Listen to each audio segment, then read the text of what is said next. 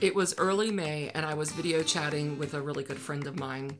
And I was saying that I think it's burnt out. I think that's what I'm experiencing. This is how it feels when you're exercising. Like when I was exercising with Charlene using free weights, she would have me go to muscle failure. You would lift how many ever times until you got to where you could not, literally, you just could not pull the weight back up. Somebody could say, I'll give you $1 million, Melissa, to pull this weight back up. I couldn't do it, no matter what. So that's what it feels like. It feels like, really with my thinking and trying to create anything, it feels like literally I cannot. Now, right at the exact same time period, Andy, who's my ministry partner, she was talking about the same thing. She's like internally melting as well. We're both having our little burnout, total muscle fatigue moments together. So she started having conversations that sounded like, I've been wondering and thinking and praying and looking at some blogs, research, whatever, on what is rest. What does it look like to refuel and or rest? Because I think those are two different things too. I thought I would just invite you in on some of these conversations that we've had in the last couple months that I think have been helpful, at least to me. They've been helpful to me. And I thought maybe they might be helpful to you.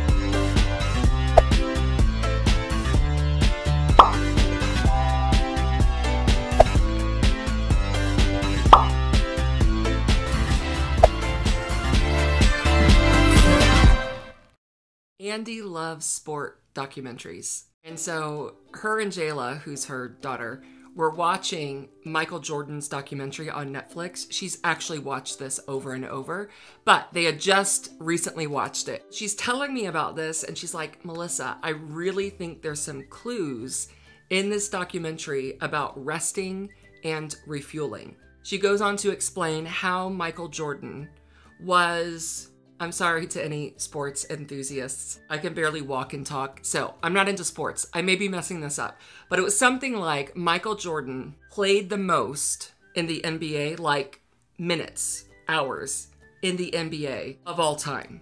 He spent the most time on the court. And so they were asking him how he did that. And he said two things. One, I rested. So if I was not out on the court playing, I was sitting down. That even meant when they would huddle up in their circle, he literally would not stand. He would sit. He would rest himself. He'd rest his body. He'd rest his muscles. So that was number one. He said, I will rest and I will refuel. And the refueling part was twofold. He would drink Gatorade. So he's literally refueling his body with electrolytes and hydration. Number two, he would put cold towels on his body. And this was to bring his body temperature down so that he could recover as quickly as possible so he could get back out on the court and not only to play the longest anybody's ever played, but to perform far above anyone else. And he said it was those two things, resting and refueling. And he said to play his best, he had to be vigilant to do those two things. So we started having this conversation in our team Marco Polo chat, which is just a video chat. And our friend Katie had a really interesting insight specific to Michael Jordan. I would agree. I think that rest and rejuvenation, or refuel, that's the word you used, refuel, being two separate things. And I think having that clarity of them being separate things is pretty powerful. So my wheels are turning of like, yeah, what are the things that bring rest, which would maybe be, and this is what my wheels are turning about, rest would be almost like the absence of something, whereas refuel is stepping into something, adding something that is life-giving, I guess. This is really simple, but once Katie said it, I was like, oh, that's brilliant. Because to me, it could get a little confusing, like which one's resting for me and which one is refueling for me. And to think about resting as subtraction and refueling as addition was super helpful. Now those two categories are making more sense. So then I take this idea and I go to our Patreon community, and my good friend Carissa is in that community. And here's what she had to say. It's interesting about Michael Jordan because it sounds like his resting phase is the exact opposite of what he's doing when he's not resting. So very opposite. So that's interesting to me. Like, yes, Carissa, yes, of course. If you're having a hard time figuring out what your rest would be, specific to you and specific to me, it would be doing the opposite of what you typically do for work, wherever the bulk of your time goes to. What is the opposite of that work? So for me, much of my work is thinking work. So my resting probably needs to be non-thinking related. So rest to me is very brainless. It's mindless. And as a community, we started just sort of fiddling around with these ideas. It was maybe a couple weeks into us having these discussions. Andy hopped on Marco Polo to tell us. I'm going to state the obvious, but from very fresh personal experience, this resting thing, it is hard. Resting and refueling should be easy, but it is not. It's simple in theory, but it's not easy to do. So let's take rest, and what I would love to do is just to give you some ideas of what the subtraction could look like. Can you see my candle? I don't think you can see my candle. I have a candle right here that I will light. It like starts this process of I'm lighting a candle, I'm turning off the lights at maybe like 9 o'clock at night. Jared's not in the room yet. And I will just lay right here on the bed, stare up at the ceiling, and just let my mind drift and wander wherever it wants to go.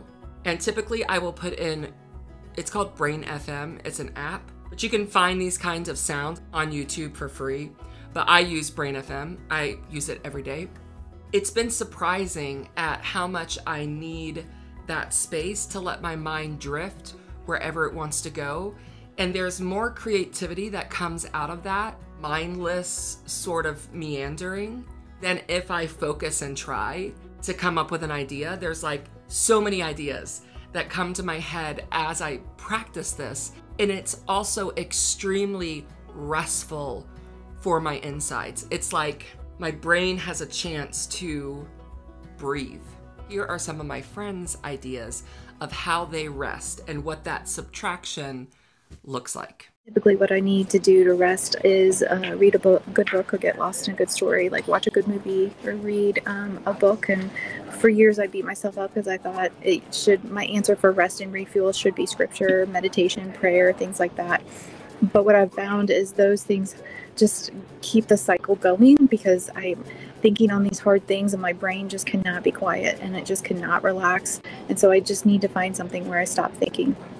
Okay, so for me, resting looks like taking a minute, even if it's 20 or 30 seconds, sitting in my big cozy chair and just like closing my eyes and stopping intentionally and just inviting the Holy Spirit. Like, I need to learn how to be with you is what it sounds like literally, and just stopping to remember and invite God in.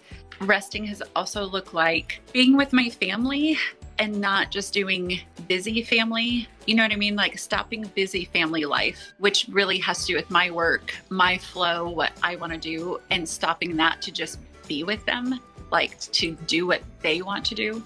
So rest to me looks like taking a break from my phone, since I'm on it for work a lot of the times. So I put it on Do Not Disturb so I don't feel the pressure to respond to people right away. And then also just being out in nature is super restful for me. Even in the heat, like I enjoy sitting in the heat. There's something about it that feels restful, like a warm hug. Quiet, subtracting from noise, even the noise of my kids, like being in quiet, being in nature, or even voices like on Facebook, subtracting from social media because that's less voices, so that's resting because I'm subtracting that from my life. Changing my direction and thinking about something fun instead of thinking about work is kind of how I rest. So I have a lot of different hobbies like calligraphy and puzzles and, gardening and all of those things that kind of I still have to think and it still engages me, but it doesn't, I'm not thinking about the same things that I do at work. I'm an introvert and a creative. So resting for me looks like being creative in some way, either taking in creativity or being creative. So painting, drawing, creating a craft, something like that. Or going to a live play, watching a show I really like and find interesting, reading a good novel. So to rest, a lot of times I like to do sort of repetitive tasks, like New York Times crossword puzzles, things that kind of engage my mind. And give me a little bit of break from anxiety and sometimes the wheels that can spin when you're just doing nothing. Another thing that I've been doing lately that I like is I've been creating a recipe book of some recipes that I've made over the 15 years that I've been married to Tim. Some of them were recipes that were passed down from my family. Other ones were recipes from this giant recipe book that I was gifted by my mom when I first got married, and it kind of was what I used to help me teach myself to cook. I love to cook for people. I love to experience the food with them, and also it makes me happy when people enjoy the food that I make. I'm just doing these really simple kawaii style drawings on some of this was a dish that Tim and I ate together when we were on our honeymoon in Italy. And while it's fun for me to do, even though I'm not like the best at it, I enjoy doing it. It hopefully, once I get it all done and put together, will be something that I can give my son. What gives me rest is my morning and evening routines. It gives me rest. My morning routine does include spending time with the Lord. And here lately it has been including doing that while sitting outside watching the sunrise. So sunrises and sunsets and those routines in the morning and evening bring me rest. Here's what's coming up next week. All right, let's talk refueling. Now remember, Katie gave us that picture of refueling. If you'd like to stick around, there is this video if you want to check it out. If not, I'll see you next week.